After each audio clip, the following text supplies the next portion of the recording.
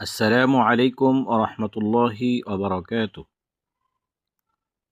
সুপ্রিয় দর্শক মণ্ডলী, আজ আপনাদেরকে আমি শোনাব সারস আর শিয়ালের গল্প। এক বনে ছিল এক শেয়াল আর এক সারস। শেয়াল ছিল খুব চালাক আর বেজায় কিপটে। শেয়াল একদিন সারসকে দাওয়াত খেতে ডাকলো তার বাড়িতে। শেয়াল একটি থালায় করে দুধ এনে সারসকে খেতে দিল। সারসের ঠোঁট লম্বা আর সরু, তাই সারস থালা থেকে একটু দুধও খেতে পারল না। শিয়াল সব দুধ একাই চেটে পুটে খেয়ে ফেলল। মন খারাপ করে সারস বাড়িতে চলে গেল। কয়েকদিন পর সারস শিয়ালকে তার বাড়িতে দাওয়াত খেতে ডাকলো।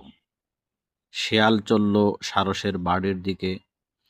সারস বোতলে করে খাবার এনে দিল শিয়ালকে। বোতলের ভিতর মুখ দিতে গিয়েই শিয়ালের মুখ আটকে গেল, মুখ আর ঢুকাতে পারল না।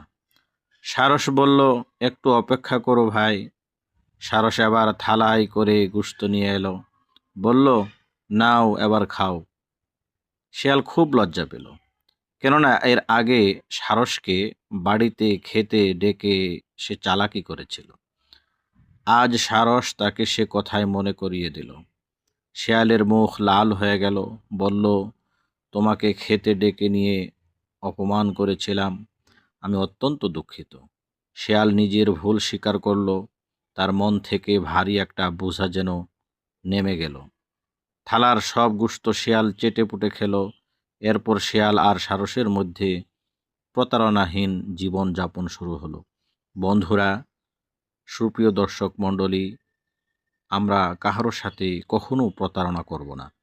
যতদিন মহান আল্লাহ তাআলা দুনিয়াতে জীবিত রাখেন, ততদিন পর্যন্ত কোরআন এবং হাদিসের আলোকে জীবন যাপন করব, এটাই আমাদের প্রতিজ্ঞা।